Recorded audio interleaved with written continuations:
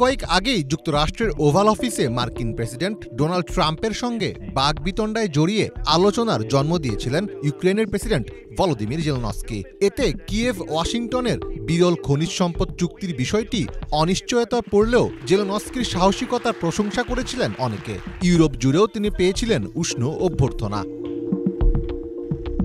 নজিরবিহীন ওই ঘটনার পর যুক্তরাষ্ট্রের পক্ষ থেকে জেলেনস্কিকে ট্রাম্পের কাছে ক্ষমা চাওয়ার আহ্বান জানানো হলেও তিনি তা কানে নেননি। জেলেনস্কি স্পষ্টভাবে জানিয়েছিলেন তিনি ডোনাল্ড ট্রাম্প ও জেডি ভ্যান্সের সঙ্গে হওয়া উত্তপ্ত বাকবিতণ্ডার জন্য ক্ষমা চাইবেন না। তবে সপ্তাহ না পেরোতেই সুর পাল্টালেন তিনি। ওভাল অফিসের সে ঘটনার জন্য এবার দুঃখ প্রকাশ করলেন জেলেনস্কি। যুক্তরাষ্ট্র ইউক্রেনে সব ধরনের সহায়তা বন্ধের ঘোষণা দেওয়ার পর প্রথমবারের মতো মুখ খুললেন জেলেনস্কি। মঙ্গলবার সামাজিক যোগাযোগ মাধ্যম এক্সে এক দীর্ঘ পোস্টে তিনি তার অবস্থান ব্যাখ্যা করেন। ট্রাম্পের সঙ্গে সাম্প্রতিক বাকবিতণ্ডার বিষয়ে দুঃখ প্রকাশ করে জেলেনস্কি বলেন, গত শুক্রবার হোয়াইট হাউসে আমাদের বৈঠকটি যেভাবে হওয়ার কথা ছিল সেভাবে হয়নি। এটি দুঃখজনক যে বিষয়টি এমনভাবে ঘটেছে। এখন সময় এসেছে বিষয়গুলো ঠিক করার। আমরা চাই ভবিষ্যতে সহযোগিতা ও যোগাযোগ আরও গঠনমূলক হোক।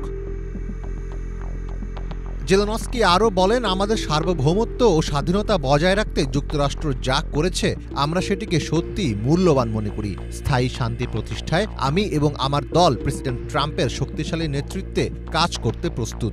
আমরা যুদ্ধের অবসান ঘটাতে দ্রুত কাজ করতে চাই। এছাড়া যুক্তরাষ্ট্রের সঙ্গে যে কোনো সময় খনিজ চুক্তি করতে প্রস্তুত বলেও জানিয়েছেন ইউক্রেনের প্রেসিডেন্ট। তার মতে এটি হবে ইউক্রেনে স্থায়ী শান্তি আনার বড় ধাপ। রাশিয়া ইউক্রেন সংকট ঘিরে যুক্তরাষ্ট্রের সর্বশেষ পদক্ষেপ ছিল ইউক্রেনকে সামরিক সহায়তা স্থগিত করা।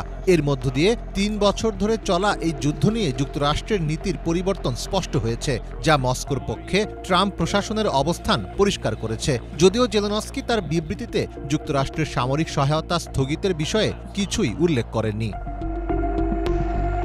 এর আগে ওভাল অফিসের ঘটনার জন্য জেলেনস্কিকে প্রকাশ্যে ক্ষমা চাইতে হবে বলে জানায় মার্কিন সংবাদ মাধ্যম ফক্স নিউজ। নাম প্রকাশে অনিচ্ছুক এক মার্কিন কর্মকর্তার বরাত দিয়ে ফক্স নিউজের প্রতিবেদক পিটার ডুসি দাবি করেন, মার্কিন এক জ্যেষ্ঠ কর্মকর্তা জানিয়েছেন খনিজ চুক্তি ইস্যুতে কিছুই হবে না যতক্ষণ না জেলেনস্কি তার আচরণের জন্য ক্ষমা চান। একই দিনে ইউক্রেনের এক কর্মকর্তা ফক্স নিউজকে জানান, ট্রাম্প ও ভ্যান্সের কাছে মাথা নত করবেন না জেলেনস্কি। তবে শেষমেশ নিজের অবস্থান থেকে সরে আসতে এক প্রকার বাধ্যই হলেন জেলেনস্কি। মীর ফজলে রাব্বি, বাংলা ভিশন।